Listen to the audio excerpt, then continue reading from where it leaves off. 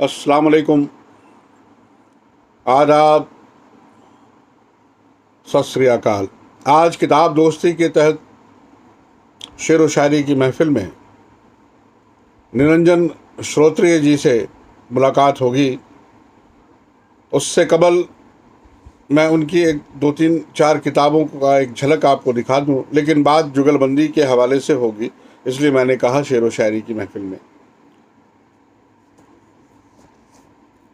ये धुआं के कहानी संग्रह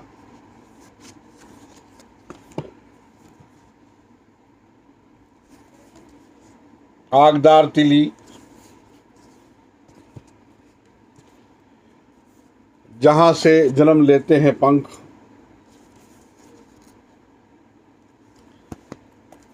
जुगलबंदी।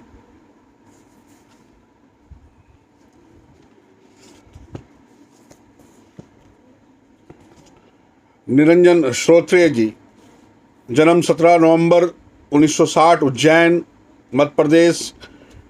विक्रम विश्वविद्यालय उज्जैन से वनस्पति शास्त्र में पीएचडी, मेटल टैक्सोलॉजी पर उनके शोध पत्र अंतर्राष्ट्रीय जर्नल में प्रकाशित।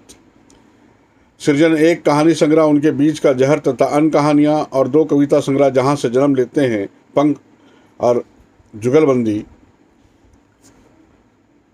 उसके अलावा आगदार तिली और इसके बाद भी कुछ और किताबें आ चुकी हैं। लगभग सभी प्रतिष्ठित पत्रिकाओं में कविताएं, कहानियां, आलोचना, निबंध तथा नाट्य रूपांतर प्रकाशित। नव साक्षरों एवं बच्चों के लिए पर्यावरण एवं विज्ञान के पुस्तकों का लेखन। कई कविताएं अंग्रेजी तथा अन्य भारतीय भाषाओं में अनुदित एवं प्रकाशित। देश के अन्य महत्वपूर्ण कथा कविता समारोह में शिरकत। जीवन और साहित्य के प्रगतिशील मूल्यों में आस्था। 1984 में अंतर जातीय विवाह। 1994 में अंतर जातीय विवाह। 1998 में अभिनव कला परिषद भोपाल द्वारा सब शिल्पी सम्मान, और इसके अलावा भी कई इनामात और सम्मान से आप नवाजे गए हैं। गुना में मुकीम हैं, मध्य प्रदेश गुना। जुगलबंदी यूँ तो एक बहुत ही मशहूर नज़्म, और इसकी पहचान निरंजन श्रोत्रिय जी के साथ बनी हुई है। ये एक अलग वीडियो में सिर्फ जुगलबंदी के लिए मखसूस, और उसमें मैं उसको पढ़ूंगा। आज जुगलबंदी से कठिन समय की कविता।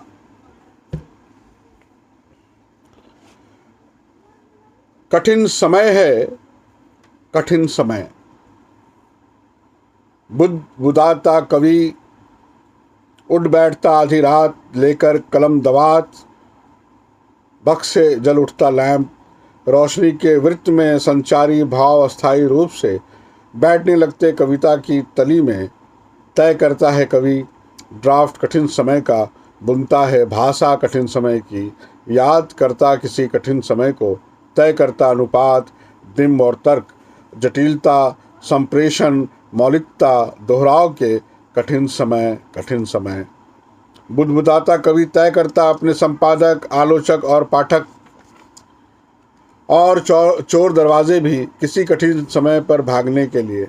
फिलहाल जबकि सारे जाहिल लोग थक कर सोए हैं, नींद से लड़ता कवि लिखता एक आसान सी कविता कठिन समय पर। प्रिय पाठक, सचमुच कठिन समय है ये कविता के लिए। प्रिय पाठक, सचमुच कठिन समय है ये कविता के लिए। एक और लफ्ज़ पेश खिदमत है, जश्न की रात। अब छोड़ो भी ये बातें मनहूसियत की, और जश्न की इस मधुर संध्या पर उठाओ ये छलकता जाम। जैसी मीठी झिड़की को नकार सकते हैं यदि आप, तो हैं पढ़ें ये कविता जो शुरू करना चाहता था कवि।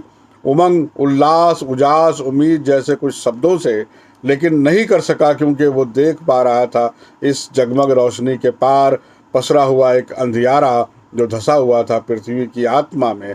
लोग खुश थे, खिलखिला रहे थे, मार रहे थे ठोकर पैरों में लौटते किसी भयावह सच को।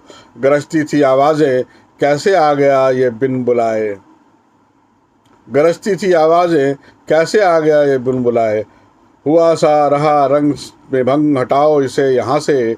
लोग ढूंढते उसे कभी टेबल के नीचे, कभी कनात के पीछे, कभी पीछे किसी झाड़ी के, लेकिन वो टुकड़ा था हमारी आत्मा से रिश्ता झुटलाते जिसे बीती जा रही थी सदियों पर सदियां।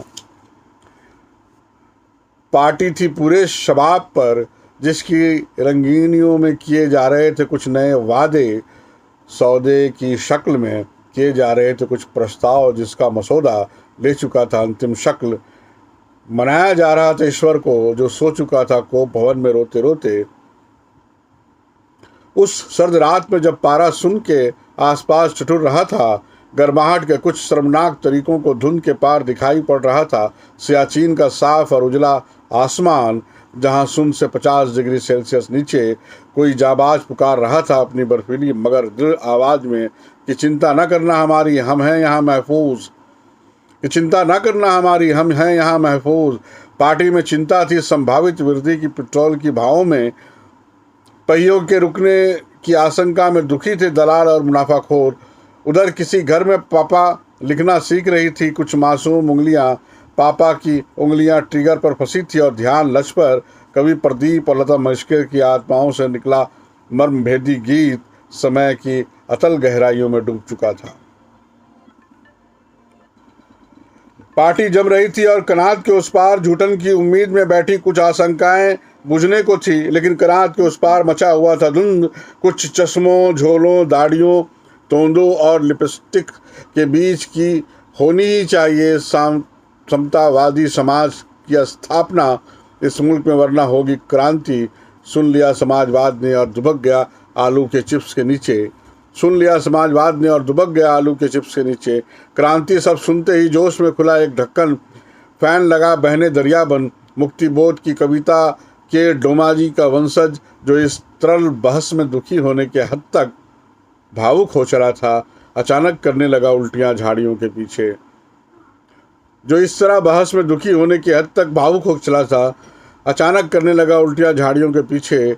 और वो दूसरा जिसे चढ़ता था नशा 5 पेग के बाद ही, समझाने लगा जींस में फंसे एक दुबले नौजवान को, this country has no future, this country has no future, why don't you try for a foreign assignment.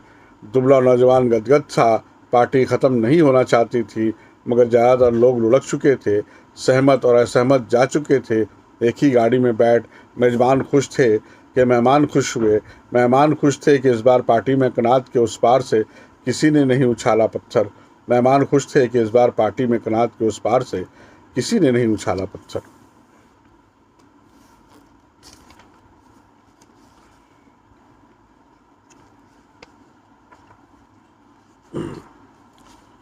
एक छोटी सी नज़्म और पेश खिदमत है। नज़्म का उन्वान है रिश्ता। दिल्ली को कितना ही छोटा कर दो वो गांव नहीं होती, गांव को कितना ही बड़ा कर दो वो दिल्ली नहीं होता। फिर अपने यहाँ क्यों कहते हैं कि दिल्ली गांव से है, फिर अपने यहाँ क्यों कहते हैं दिल्ली गांव से है।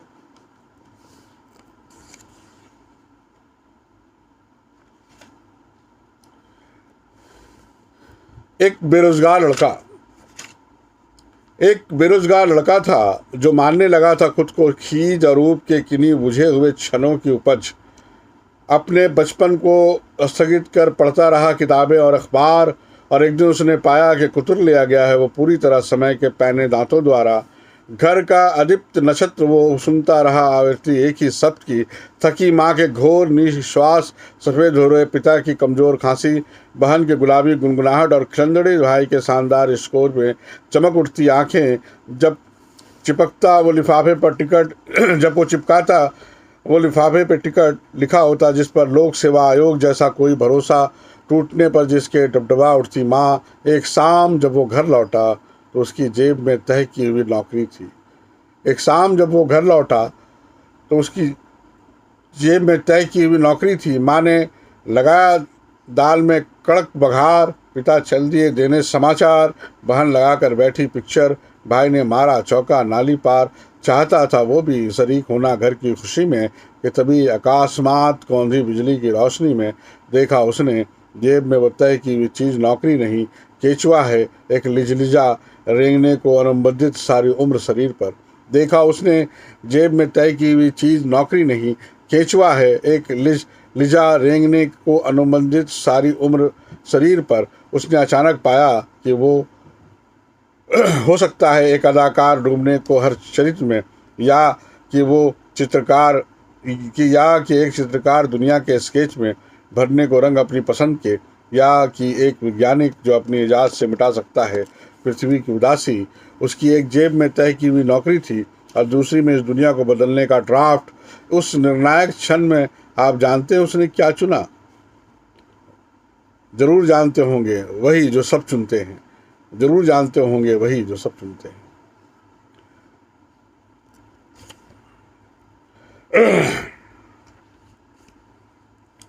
2 बीघा खेत। पूरी दुनिया से अलग होती 2 बीघा खेत की दुनिया। 2 बीघा खेत का सूरज अलग, हवा अलग, बादल अलग। 2 बीघा खेत पर हल जोतता आदमी दुनिया की भीड़ से अलग होता। एक जोड़ी बैल, हल और 2 बीघा खेत की दुनियादारी में फंसा वो बेखबर है संसार में जमा हो रहे हथियारों से। अपना वोट पेटी में खोस घिर आए बादलों को ताकता 2 बीघा खेत के सल्तनत का बादशाह मानता है इस भूखंड को दुनिया की संरचनात्मक एवं क्रियात्मक इकाई। ममताओं को सहलाता 2 बीघा खेत में उगाए बच्चों के गाल, पीठ और उंगलियां चूमता उनके जवान होते सुनहले माथे को। फिर अचानक एक दिन 2 बीघा खेत का मालिक भींच कर अपना अंगूठा मुट्ठी में कभी रोने तो कभी गरजने लगता है, कभी रोने तो कभी गरजने लगता है। फिर अचानक एक दिन 2 बीघा खेत का मालिक भींच कर अपना अंगूठा मुट्ठी में कभी रोने तो कभी गरजने लगता है। जुगलबंदी से कुछ नज़में मैंने आपके लिए पढ़ी और आपने इस महफिल में उसे सुना। निरंजन श्रोत्रिय जी की कुछ और किताबों पर कुछ और बातें फिर अगली कड़ी में होंगी इंशाअल्लाह। आज के लिए इस महफिल में यहीं तक। मैं शहाब अख्तर, शायरी का मुदीर, झरिया, धनबाद, झारखंड से। खुदा हाफिज़।